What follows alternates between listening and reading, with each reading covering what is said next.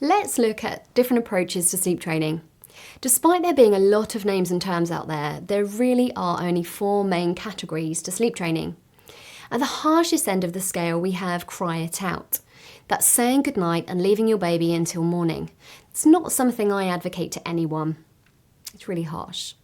The softest end of the scale, you have attachment parenting. That's often co-sleeping long term and feeding to sleep, rocking to sleep, doing whatever it takes to keep baby from crying. Gentle sleep training sits in the middle and can be divided into 2 sections. Staying with your baby until he falls asleep, but working on weaning him off the need to have you there through a step-by-step process, or soothing your baby and responding to his cries but giving him some space in between responses by not staying in the room, which might be a bit stimulating to him. So I only advocate gentle sleep training, and these are how they work if you follow my system. So first of all, you have the 4-step fade out.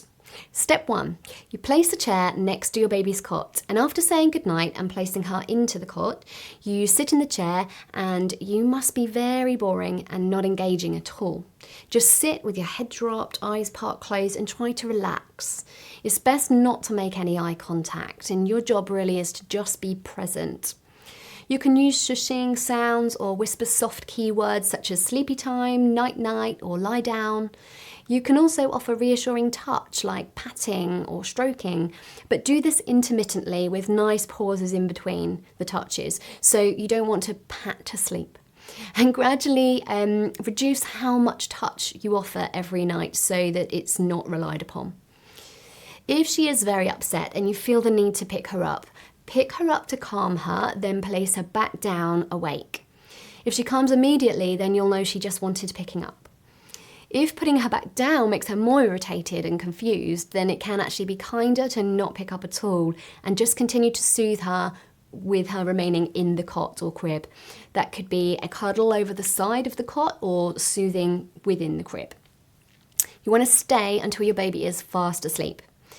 If she wakes in the night, then go to your chair position and repeat the same process as bedtime until she is back to sleep. Step 2, after doing this for 3 nights, you move the chair away from the cot to position 2, which is halfway between the cot and the furthest away you could be in the room, still in view. So if you draw a mental line, 3 stages in the room, right next to the cot and then the furthest point away, step 2 is 50% of that distance. So continue the process from your second position and you'll need to reduce the touch even further. You can go over to the cot and give a bit of reassuring touch and then go back to the chair, but try and be in the chair more than you are over by the cot. So step 3, after 3 nights in position 2, you're going to move the chair to position 3, which will be as far away as you can be in the room, but still in view.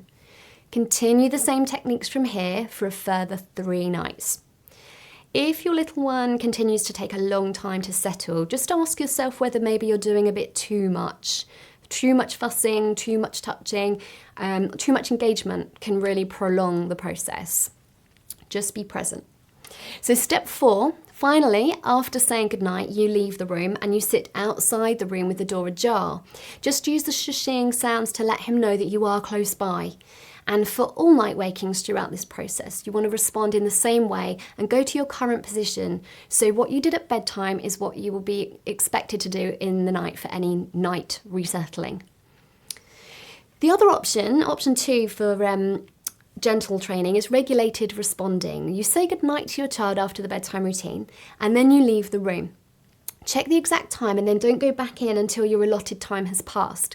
This can be anything from sort of 5 to 15 minutes, but I do find that 10 minutes works really well in many cases. It's not too quick, it's not too stimulating, it's just enough time for them to know you're still coming back and they can wait a bit of time. When you do respond, go into the room, reassure your child, but be brief. 20 to 30 seconds is plenty. And be boring, don't be exciting. It doesn't want to be an interesting occurrence for your child. So you offer some soothing, some reassurance, and then you leave the room again and wait for the allotted time period. Hopefully he will have come, but don't worry, even if he hasn't, you need to continue with the process. And don't battle with a standing toddler to lie back down. They do lie back down. Just whisper, pat the mattress, and they do lie down. Continue checking with these regulated responses for as long as it takes for your child to settle to sleep.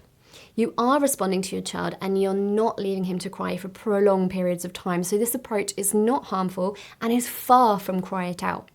This approach is often necessary for little ones who are actually too stimulated by having someone staying in the room with them.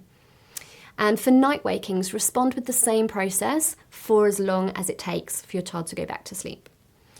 Consistency is key no matter which approach you choose to implement.